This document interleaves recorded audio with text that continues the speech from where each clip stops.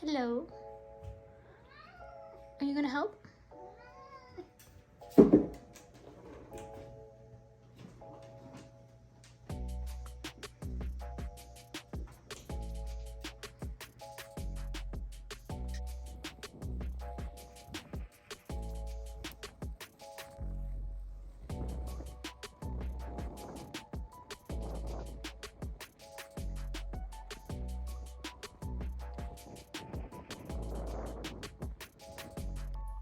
Hello everyone, how are you today? I hope you're having a really good day so far. If you're new here, my name's Taylor. I live in Baltimore City, Maryland, and on my YouTube channel, I feature content that's generally focused on knitting and spinning. In this week's episode of what I like to call the Thread to Mend podcast, I'm going to share with you the cardigan I've been knitting the last 2 weeks or more. I don't know. I've been working on it the last 2 weeks consistently, and a couple new patterns I purchased in the last week or so, and some things that I have on my queue to knit. My goal is to hopefully pair a few yarns from my stash with either new patterns or patterns that I've had queued up so that I can envision exactly how I'm going to actually start knitting from my stash this year. That was a plan I started for myself back in January and I hadn't really stuck to, but that is neither here nor there. You might be wondering who this pretty girl is, and it is Starship Enterprise, affectionately known as Shippy or Ship. But she came over to me hoping for a little bit of attention, and I thought I would give it to her while I sat down to start recording. Again, I've been trying to record this video the last hour or so, but I'm just not feeling really good, and it makes it more difficult for me to get my words out straight, to not get distracted, and to stay on topic. I just got done popping the sleeve stitches back on my extra cable, so I have ready to share with you. Hopefully I won't do that again. Let me make sure. Okay, looks like we're good. I'm going to put this on and show you the progress I've made on my new cardigan design. I am working this pattern with Brooklyn Tweed Arbor yarn. It's one of my favorite DK worsted spun yarns. It is a 3-ply.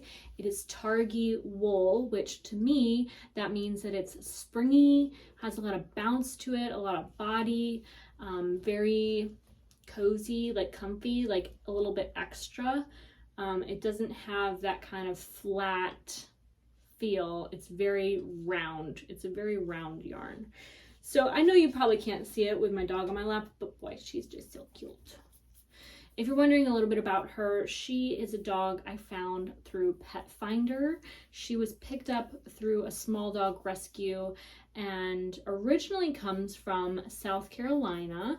A lot of small dogs are bred in states like Pennsylvania and South Carolina. It seems you'll find a lot coming out of there. But I picked her up in the Virginia area back when Brian and I think we just started dating. I used to have 2 Chihuahuas. I had them for about 9 or 10 years. They really didn't live that long. I think because they had a lot of tartar buildup, and I was too poor to properly care for my own teeth, let alone my dog's teeth. So I think that led to a shorter lifespan. And since getting Shippy, she's just, she's my best friend. I don't talk about her much on my podcast, but she's with me every single day, every single night. She is just always there, and she's my little comfort creature. But when I lost Trixie, who was my fawn-haired friend, to heart failure, only 3 months later, I lost Nettie too, to kidney disease. And so not long after Nettie passed, I knew immediately I needed another dog, and within a few months we found Starship. So she's been a part of our lives the last, I want to say, like 8 or 9 years. So she's kind of getting up there in age. She's already nearly outlived both Trixie and Nettie, and she's going strong. I am careful to get her teeth done. Every year I schedule a dental for her to keep her teeth clean, and the first time around we did have a few extractions. Last time she had a dental, there were none needed, but most recently, actually the actual last time she had a dental, she did have to have her front 3 teeny teeth taken out on one side. So she still has the majority of her teeth, not all, but she is very well taken care of, and I hope she'll live to be like 20, 22 years old. I don't know. You know how, but she acts very young for her age. She hasn't, I mean, she's, I guess, only like 9 years old, which isn't that old for tiny dogs. She's about 10 or 12 pounds. She is just the best, and she's very active. She's much more active than Trixie and Eddie ever were. So I like to think she's doing really good for her age. Yes. But I get a little anxiety, and I think, do I need to get a second dog so that I'm never without a dog? Like, I don't know. Anyway. So that's a little bit about her. You might be wondering what her breed is. We did, sorry for the tangent, it's going on a little longer than I thought, but I've never really given you all a formal introduction to Starship Enterprise, but one year for my birthday, I bought myself a DNA test to find out what breed of dog she is, and she is 50% Chihuahua. One of her parents is a Chihuahua, assuming, and it seems that the other parent, maybe, was half miniature poodle, so she's 25% miniature poodle, and the other 25% was some mixed breed of terrier. So if I had to guess, maybe like a Yorkie or something, I don't know. She has a little wiry coat, so her hairs don't really shed anything like a Chihuahuas do. My Chihuahuas shed notoriously, but she has this crazy hair, and it just like breaks. It's like a broken coat, so it just like breaks and falls off, and she's just so funny. I'm gonna let you down though, because you can't get comfortable on my lap here. Thank you for joining us. I wonder if I should put my hair up and out of the way. So my cardigan is knit with Brooklyn Tweed's Arbor yarn. It is a DK weight 3-ply worsted prep, domestically grown and manufactured yarn. We love that here.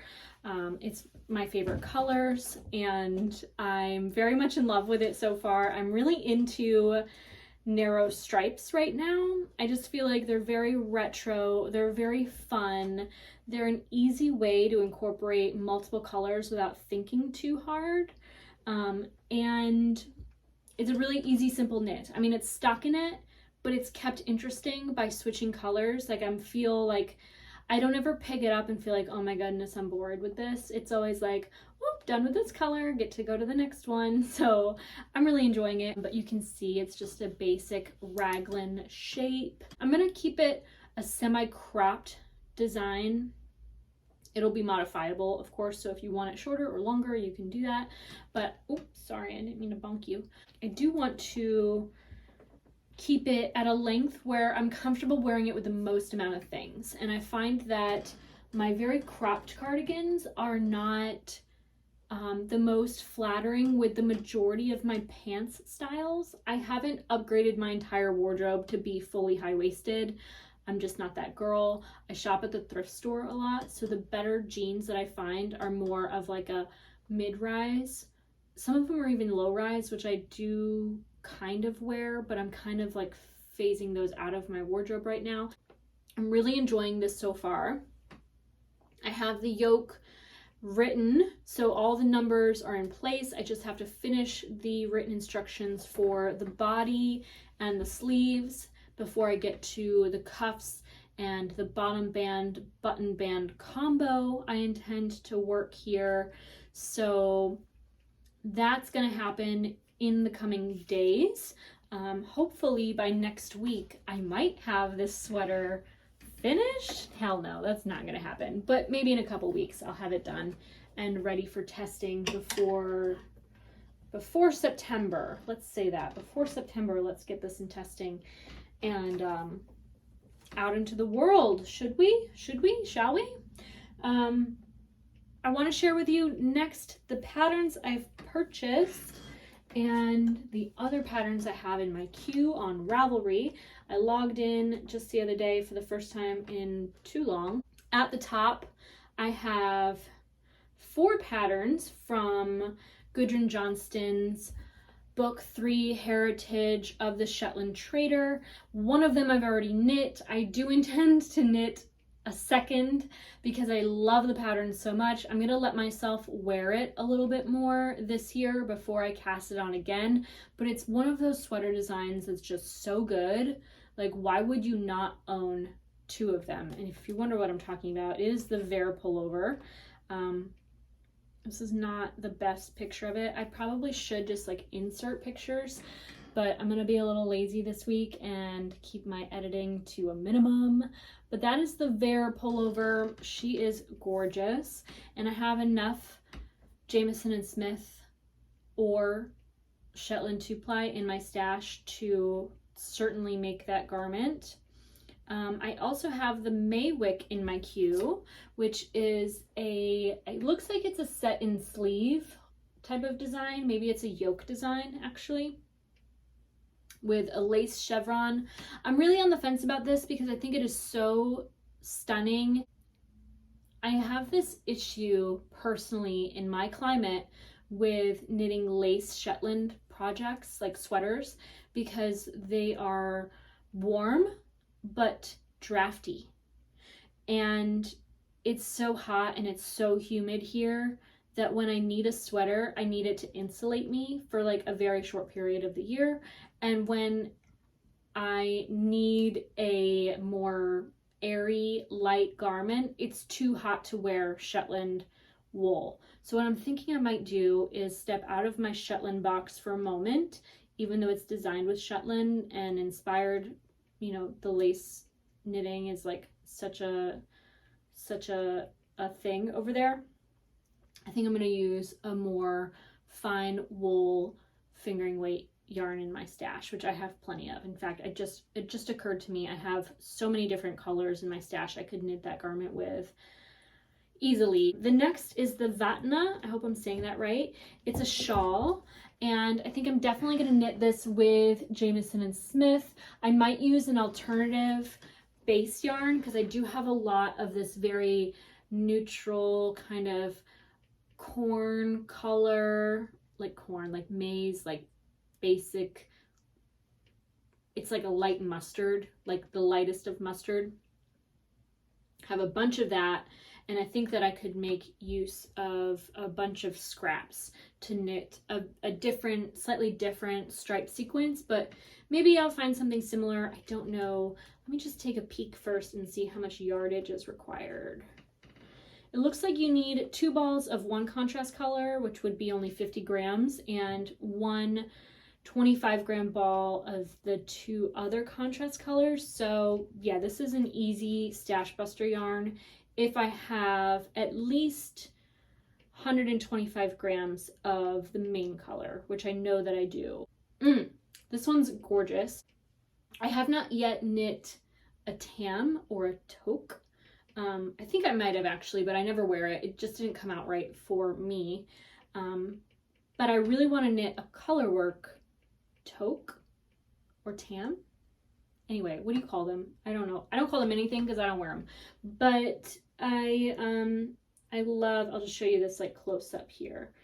I love this design. I just think that is gorgeous. And I think that this would be a really easy pattern for me to knit with much of my extra.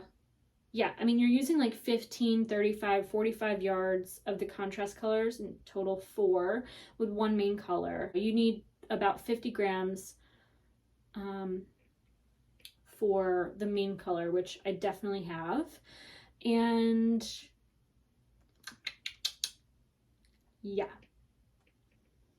I think I should probably cast that on sooner than later because that would be a really fun knit to wear to Rhinebeck. I feel like we all make such a huge fuss about the Rhinebeck sweater, but why not knit a classic, iconic accessory to pair with it, right? Like, so maybe I'll knit a tam that will go well with my cardigan. We'll see. I got to think about which coat I'm going to wear this winter because I have a few good ones. I think I'm going to elevate my wardrobe and wear my better taupe wool coat. It's like a full size, like not floor length, but like a full size wool coat.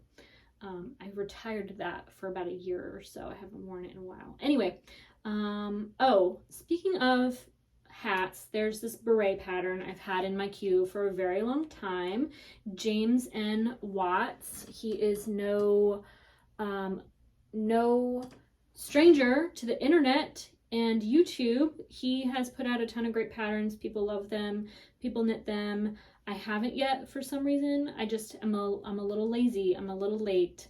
And I've been wanting to knit that beret since it came out, but I, for some reason, haven't bought the pattern yet. I don't know why. I need to. I have so many skeins of yarn that I have nothing to do with except maybe knit a beret. Let me take a look at the yardage really quick. It looks like it uses Hairspell Designs Highland yarn. It's a worsted weight yarn, 110 to 210 yards. I think this pattern, I know this pattern comes in 2 sizes. I'd probably knit the smaller size. So if I only need 110 yards of this yarn, that might be a good project for like extra yarn in my stash.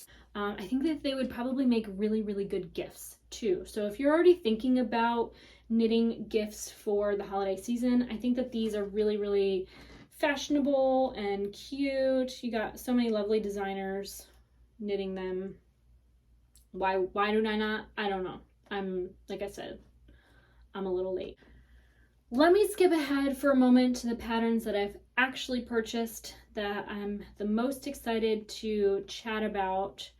And we're going to start with Isabel Kramer. Wow, I don't know how to pronounce any of these patterns, so I'm just going to put them on the screen for you to see in case you're interested. It's spelled F-J-O-L-L-A. And I did see that Kristen from Volan Vine was knitting this with Mayak yarn. And I remember it distinctly because it's like my favorite color of yarn that she chose. And what I like about this pattern is that little detail of lace that wouldn't interfere with whatever I'm wearing beneath the sweater. One of the reasons why I don't knit lace yoke sweaters is I don't like my undergarments showing through. I just want the sweater to show the sweater. And I really liked the way that the shoulders are a bit of a saddle shoulder and then a raglan shape. I think that that will fit my body well, and I like the bit of lace down the sleeve. It will likely keep the entire yoke section and the sleeves interesting to knit, and I wanted to see how a pattern with that type of shoulder construction is written. I think I'm going to knit a size small. It needs 6 skeins of lace weight yarn. Let me see here. Is it held double? That would explain that. Yep. Lace plus lace equals sport. So I'm guessing I might need about 3 skeins of a sport weight yarn. And I think I hope to possibly knit, I know I was talking about only knitting cardigans, but I might knit this pattern with my hand spun. 3 skeins, sport weight. I gotta weigh that yardage. Actually, I really just need to knit a swatch with my hand spun to find out what kind of fabric I like most, and based on that gauge, choose a pattern or knit a pattern with it. So that's what I'll do with that yarn. Whether it works for this pattern or not, I don't know. But if it's calling for a sport weight yarn, I need to either find a sport weight yarn or maybe just choose a fingering weight yarn that I get a similar gauge with.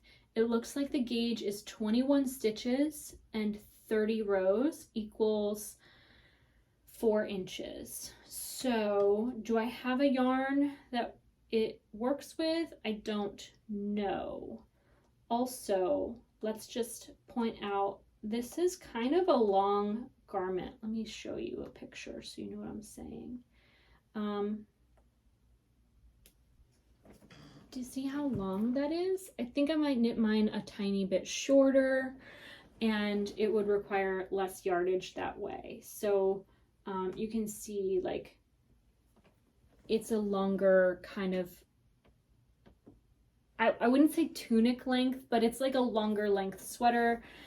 So I probably don't need quite as much yardage as it says, a minimum of 1900 grams or yards. Sorry, wow, that would be insane. It's knit on a US 5 with 4. So if I need about 3 skeins of sport weight yarn, that might be something I'd buy at New York State Sheep and Wool Festival in the coming weeks. But I might also have, I know I don't have a full size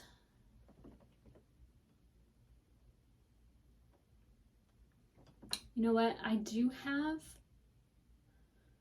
I have multiple sweater quantities of fingering weight and DK weight yarn that I need to just swatch. And if I swatch them both on a size 5, I'll figure out which gauge works best and either choose what I have, which I would very much like to do, before I buy more yarn similar to what I own.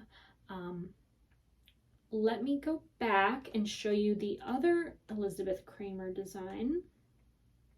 This one I know I have yarn for. Again, I don't know how to say the name of it, but it is on the screen here, spelled M-A-R-I-E-C-H-E-N. Maybe you can educate me in the comments. Also a very long length cardigan. And I feel like I very intentionally purchased, yes, this is top down. There were other lacy, cable-y cardigan designs that I wanted to purchase from either her or someone else that I didn't because they were bottom up, and I'm very much dedicated for the time being to top down only. I only want to make garments that fit my shoulders and my bust really well, because life is too short to wear garments that fit in an odd way. So I'm knitting this with yarn in my stash that I purchased locally from a farm here called, what's it called? Crooked Fence Farm. They have California red sheep, and this yarn is very rustic. And I need a cardigan that I'm comfortable throwing over like lightweight long sleeve shirts or even short sleeve shirts when the weather's nice and cool. It uses a size 6 needle, DK weight yarn, 20 stitches, and 30 rows equals 4 inches. Now that gives me some perspective, because if the other pattern is using sport and only measures about 1 stitch more for that gauge, I can probably get away with a light DK weight yarn, which I think I have in my stash. In fact, I have stashed that 400 grams or more of yarn away for so long, and it has weighed on my conscience forever. One thing I want to say too really quick while I can is I'm going to knit this because I think it's gorgeous and it's perfect exactly the way it is. But I'm telling you right now, I know what holes I have in my wardrobe, and the biggest gaps are fitted, structured, gorgeous garments to wear with wool skirts. I have a job now in an office setting where I can easily wear anything I want and dress up a little if I want to, and I really want to wear my vintage wool skirts that I've saved from the thrift store. And as much as I love like loose casual knits like this one, I think I could very easily add a little bit of shaping to the waist and cut it off at a little bit of a shorter length and turn this casual garment into something with just a little bit more structure at the bottom half that I can easily pair really well with any one of those. So that's going to be my goal. I'm already excited about knitting this with yarn I haven't been excited to knit with in a while. Let me get to Andrea. I want a weekender light I do. I want a weekender because I just do. I want that for me. I do. And I have tons of Green Mountain Spinnery yarn in a fingering weight in my stash. Something that I've noticed though, and maybe this isn't, I don't know, what am I trying to, something that I anticipate though in working the weekender pattern is forgetting to slip that center stitch every other round. And I think I might just work it in stockinette and then find that center stitch and then just drop it and pick it up every other. I think that's what I'm gonna do, because I know myself, and I know that I'm gonna fuck that up really hard unless I find a workaround. So I want to knit the Weekender Light. I know that I'm super late on that train, and another train that I'm late to, because, you know, Andrea comes out with her Magpie Spin Cycle collab sweater like year after year after year. She just came out with her new pattern, and I'm saying this now and then I'm gonna contradict myself in a moment, but I don't know that yoke sweaters are the right shoulder shape for me. I've talked a lot about my shoulders on my channel and my armpits all the time. I think that's just part of my knitting process, but I find because my shoulders are a little bit wider width for my bust size, that yoke sweaters, I'm either choosing the wrong size or the sweater shape inherently just doesn't fit my body really well. I feel like I'm being hugged around the widest width, and that's a little uncomfortable. When I lift my arms up and put them back down, I always have to readjust my yoked sweaters. That's just not something that I love. I feel like my raglan shaped sweaters are much more relaxed in that area and fit with the right amount of drape and ease that my body benefits from. So I hesitate to knit another yoke sweater ever again, which is sad because yoke sweaters have the best designs. And I was reflecting on Andrea's whole spin cycle yoke moments. As a hand spinner, I can sense that they've really perfected the process of making machine spun yarn to look hand spun. And that is probably not an easy feat, but it really does feel and look like hand spun yarn. It just has a little bit of extra twist to it. There's something about it that's a little bit special. And I feel like if you see that, if you know that, if you appreciate that, and if you can afford it, I would consider buying a couple skeins of it for a yoke design. But I decided I was going to commit to purchasing, at the very least, if not knitting, the throwback sweater design. I felt like that image is the most classic, it's simple, it's interesting.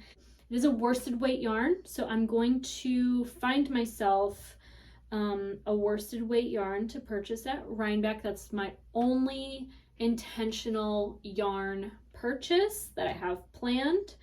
I do intend to knit size 2, which is a 38-inch bust, intended to be worn with 2 to 6 inches of positive ease. That gives me about 5 to 6 inches of ease. And it looks like I'll need about 389 grams. So I need 4 skeins of 100-gram worsted weight yarn. And I think I'm gonna go with either natural black or some type of dark gray. Let me just give myself the sticker shock now. If I'm paying $36 a skein times 4, I'm spending $144 on yarn. Hopefully I can find a skein at $32 and spend $128.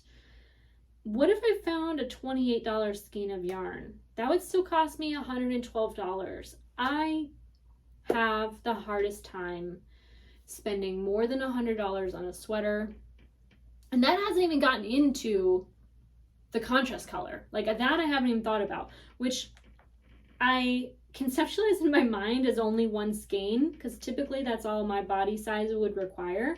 But this uses, I think, 3 contrast colors of 16 to 45, no, about 18 grams each. So this is where let me just run and grab it really quick. I have one hand-dyed multicolor braid in my stash of fiber. I don't wear these colors, but they just popped out at me. Like, I think that they're so gorgeous together. I love the way that this is looking. And I feel like that is the challenge with these spin cycle-esque yarns, is that they're always gonna have colors that you wouldn't typically choose, unless the yarn is strictly yellow, orange, brown, those types of things. I don't know that I would buy it. So this spin is really gonna put me out of my comfort zone. It has for so long that I haven't spun it, but I am determined to spin this yarn into what will be I guess I need to think about this for a second, because she uses the Dream State yarn by Spin Cycle, which is actually, I think, a 3-ply. Here's what I'm gonna do.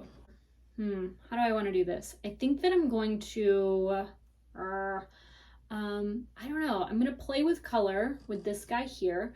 I think that I'm going to spin everything but the purple-esque colors. I think I'm gonna kind of remove the burgundy and keep it light. I'm gonna use the red, orange, yellow, and blue.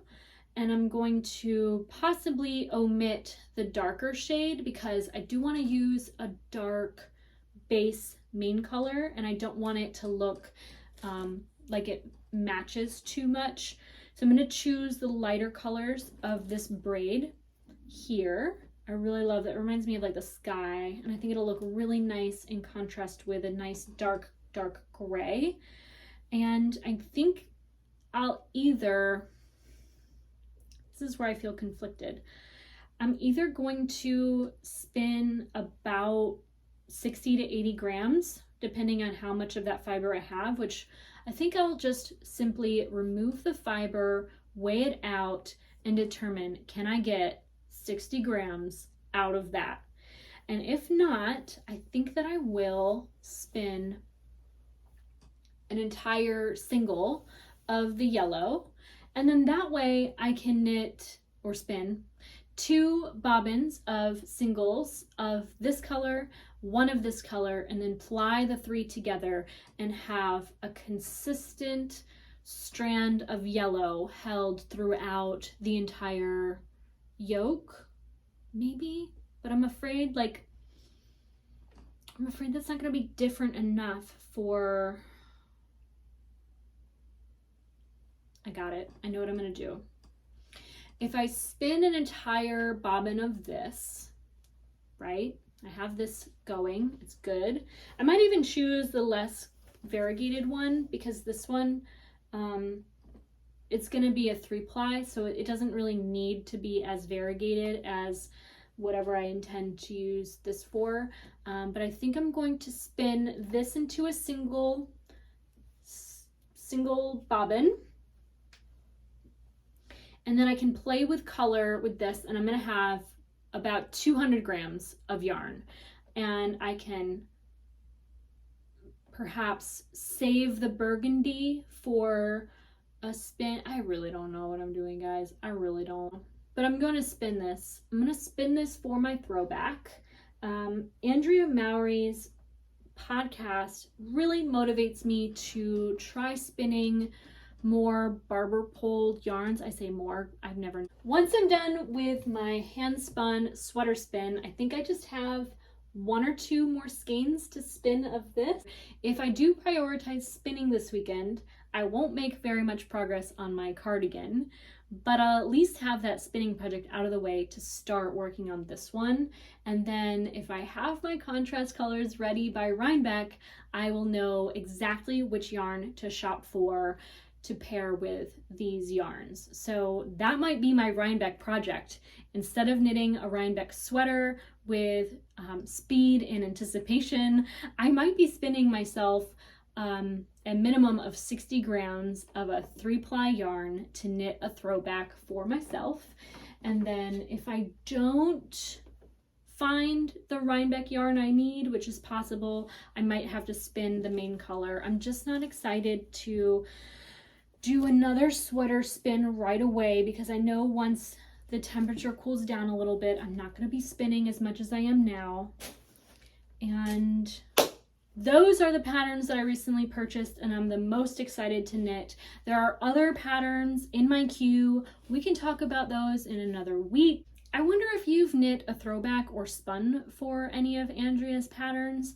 I'd be really interested to hear about your spinning or your knitting, especially working any of the patterns that I've talked about today, whether you would have done it different or if you really loved the results. If there's something I should think about, let me know. If you're wondering, I did actually organize my big messy closet I talked about. I'm going to insert footage of that here for you to maybe enjoy. It is time that I tackle the giant upstairs closet. I've been putting this off for many weeks, and I don't think you're prepared for what you're about to see. It is filled from floor to ceiling, and it really is deep. There's 2 hanging bars, so there's one that you can see and then one behind that. The one behind that is full. So again, if I can show you the depth, it is the depth of that wall. So I have my work cut out for me. Do you like this artwork? My friend Nolan drew these and screen printed them and gave those to me one year, many years ago.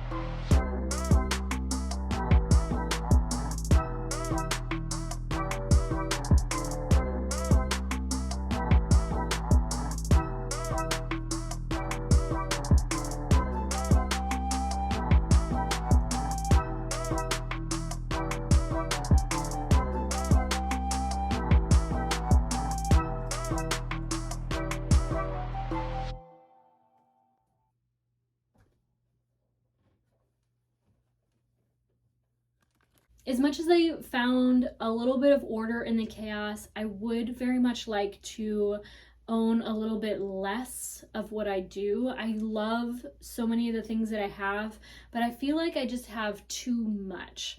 Like there's shirts that I've bought and I've worn and I've liked, but I don't love, and I think that I'm ready to let some of them go. Some stuff I've already purged in a pile to go to the thrift store. Other things I think I'm going to put in storage. But what I really need to do now is I need to pull everything I have out of storage, go through it, and decide what of that do I want to keep, what of it am I going to get rid of, and what can I stash in the basement next. Because there's some things that I own I haven't yet used, but I might want to use. Like I bought at the thrift store one time this gorgeous vintage floor length green cape, hooded cape. It's like a witchy moment that I thought, if nothing else, I can wear on Halloween. And I've not yet worn it, so I need a reason to wear it and then I need to have it to wear. So I decided I'm going to take it out of my closet because I would like my closet to be more functional. That is a prime example of something that I feel like I can easily store in the basement for when I do need to wear it or I do have an event to wear it to. So there's things like that that I want to put in storage in an area that I don't need to access quite as easily as the closet. So that is an organizational project I do think I need to put on the horizon if I'm ever going to gain what I want, which is a really well-functioning bedroom closet. And part of that is just really taking a closer look at what I own. It's in a much more organized state, but it's not really what I want it to be ultimately. So that's got to happen one day. I wonder if you're interested in seeing me go through bins of stuff. Let me know in a comment below if you'd be interested in seeing that. I'm going to say, if you've made it this far in this week's video, leave me this door emoji because it reminds me of the giant door that I have on the closet I organized this week. So anyway, that is it for this week's episode of the Thread to Mend podcast. I want to thank you so much for watching. If you want to find me on social media, my name is Taylor E. Owen on Ravelry, Instagram, and Twitter. You can find me on TikTok as Taylor Knits. And I want to thank you again so much for being here. I hope you have a wonderful day, a wonderful week, and that you take care.